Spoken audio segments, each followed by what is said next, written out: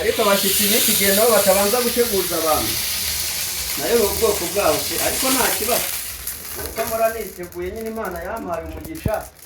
asuye nk'aba bandi biriya mu cyaro usanga bafite ibintu by'ibyumbati n'ibiki ndagasi baseba pe ewe reka mubavangiriza ataza kugenda avangura urugo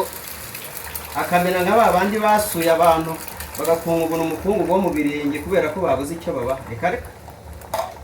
bibe bikeya ariko abibona yego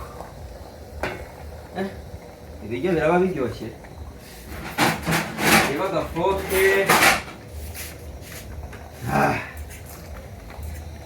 se wa mushyitsi ntabwo ari kunyumvara ifashe nasohoke hanze yumvije ibigambo ndi guhubagura ariko ubwo avuye mu cyaro nta kibazo kereka ari nk'uwo mu mujyi